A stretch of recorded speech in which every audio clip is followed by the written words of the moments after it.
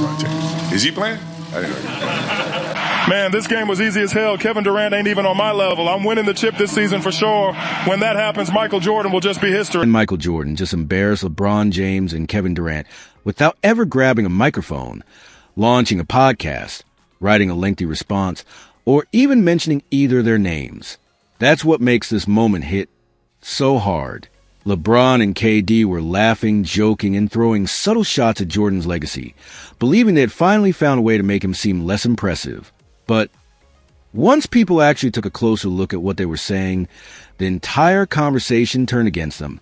When you compare Jordan's mentality to theirs, his dominance at his peak to their long careers, and the sacrifices he made for the game to what many modern stars consider greatness, the difference is impossible to ignore. I just think that, we're playing different eras. It all began on LeBron's Mind the Game podcast, where Kevin Durant joined LeBron and Steve Nash for what was supposed to be a conversation focused on basketball. But then KD shifted the discussion, talking about how players reach a point deep into their careers where they start questioning whether they still want to keep playing. He explained that after spending 10 or 12 years in the league, winning MVPs and championships, you eventually ask yourself if it's worth continuing because of how demanding the game can be. Then came the comment that sparked all the attention. KD joked that some players say they want to leave to play baseball and then return, while others claim they want to keep going for 22 straight seasons. As soon as he said it, LeBron laughed as if he knew exactly who KD was referring to. And in terms of who I think can be the next Jordan, well, there's nobody out there that can replicate what I did going 6 for 6 in the finals. Here's the part most people aren't paying attention to. It wasn't just an innocent joke. Everyone understood who KD was referring to. He was talking about Michael Jordan stepping away from basketball to pursue baseball, and LeBron laughing along made it seem like he agreed with the point. The message behind the joke was pretty clear. They were presenting Jordan's retirement as walking away from the game while portraying LeBron's long career as the greater achievement. The comparison was simple. One player left, while the other kept playing for more than 20 seasons. At first, that argument might sound convincing to casual fans, but once you add the full context, it quickly falls apart. Michael Jordan didn't retire in 1993 because basketball became too difficult. He didn't leave after a playoff loss, a disappointing season, or because his team fell apart. He wasn't searching for an easier path. Jordan stepped away after winning 3 consecutive championships, reaching the highest point in the sport, and enduring one of the most heartbreaking moments of his life. That same summer, his father, James Jordan, was murdered. That's not a minor detail that can be brushed aside just to make a podcast joke work. It's the key part of the story and completely changes the context. What about scoring titles? MJ has more. MJ has 10. LeBron and KD combined have 5. What about defensive player of the years? Gotta go with Michael. Michael Jordan has 1. KD and LeBron, 0. What about all defensive first teams? Michael Jordan, 9 all defensive first teams. KD and LeBron, 5. This is where the conversation changes.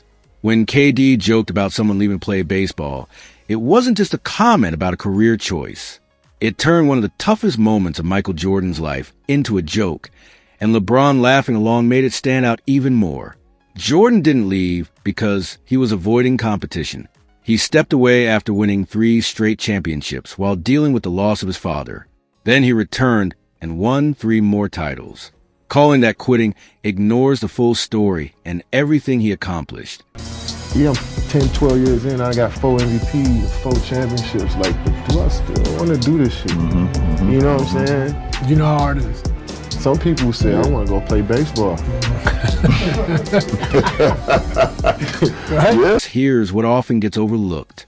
If Michael Jordan's goal had been to build the longest career possible, he could have done it. He could have taken it easier, managed his workload, and focused on playing for 20-plus years. But that was never his approach. Jordan wasn't chasing longevity. He was chasing excellence. Every time he stepped on the court, his goal was to give everything he had, even if it meant burning out. That's why his old interviews still resonate today. To him, basketball was never about extending his career. It was about giving everything to the game while he played. He said he would take Kobe over me because...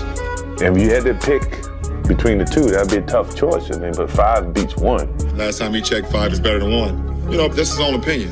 At the end of the day, rings doesn't always define someone's career. This is where many people make the wrong comparison. They assume playing longer automatically makes someone greater. Longevity is impressive, but isn't the same as dominance. Staying in the NBA for over 20 years deserves respect. But if the discussion is about who ruled the game at the highest level, Jordan's peak still stands above almost everyone else. 6 championships, 6 finals MVPs, 5 league MVPs, 10 scoring titles, 9 all-defensive selections, and an undefeated finals record, all achieved in essentially 13 full seasons of the Bulls. That isn't just an elite career. It's one of the most dominant runs basketball has ever seen. That's why the longevity argument doesn't always hold up. Jordan didn't need 2 decades to prove who he was. He proved it by winning, leading, defending, scoring, and delivering when the championship was on the line. That's why his resume still carries so much weight. The irony is that KD is making this joke. His career has been defined by changing teams, from leaving Oklahoma City for Golden State to later moving to Brooklyn and Phoenix. Those decisions have always been part of the conversation around his legacy. LeBron has also changed teams throughout his career, moving from Cleveland to Miami, back to Cleveland, and then to Los Angeles. Those moves were allowed. But critics argue it's inconsistent to laugh at Jordan's decision to step away during a period of personal grief, while your own career includes several major moves. Jordan's retirements actually strengthened his legacy. He left at the top, returned, and won 3 more championships. Instead of fading away, he came back and dominated again. That only made his story even more legendary. Jordan also built a reputation for showing up every night. He treated every game as a chance to compete and understood that fans paid to watch him play. That commitment became part of his legacy just as much as the championships. Former Bulls players also pushed back, saying truly great players don't need to convince people they're great because their accomplishments speak for themselves. Jordan never had a campaign for his legacy. His performances, his championships, and his impact did that for him. LeBron's longevity is remarkable, and KD's scoring ability is undeniable. Both are all-time greats. But many believe joking about Jordan's career only reminds people why his legacy remains so powerful. He dominated the league, stepped away at the top, returned, and dominated again. That's what keeps his resume in a class of its own. So the debate comes down to one question. Did LeBron and KD expose a weakness in Jordan's legacy? Or did they simply remind everyone why so many still view Michael Jordan as basketball's ultimate standard?